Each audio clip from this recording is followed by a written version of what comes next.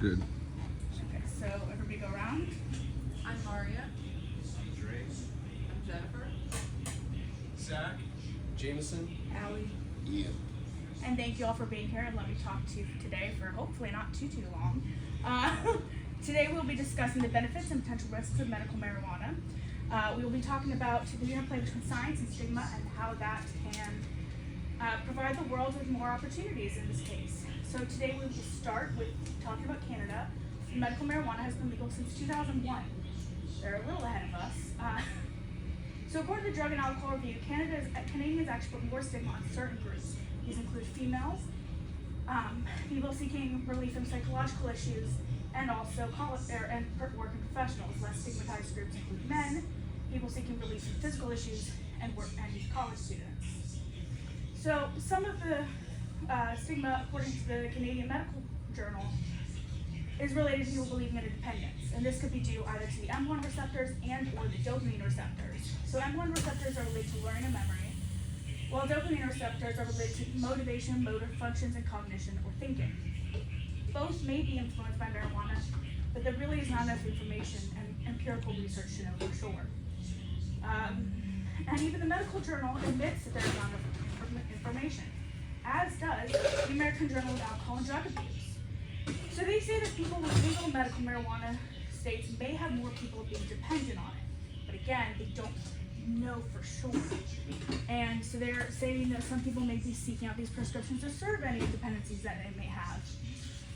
They say that it can be particularly dangerous for patients with anxiety disorders such as social anxiety and PTSD, but it can be beneficial to people struggling with disturbed sleep, lessened appetites, and depression.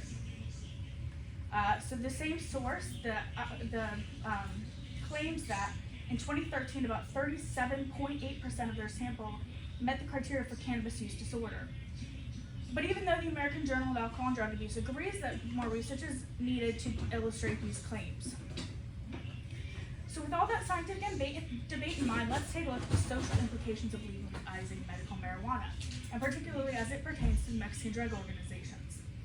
In 2019, about 20 states have legalized medical marijuana, but by 2023, that number has grown to 38 plus DC.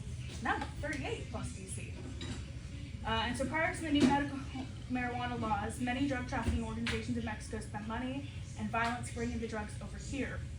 So since these laws have been enacted, there's less need for the drug organizations to bring their drugs over here, and therefore less money is going back to the illegal organizations. Studies have shown that legalizing medical marijuana actually decreases the amount of violent acts occurring in states that border Mexico.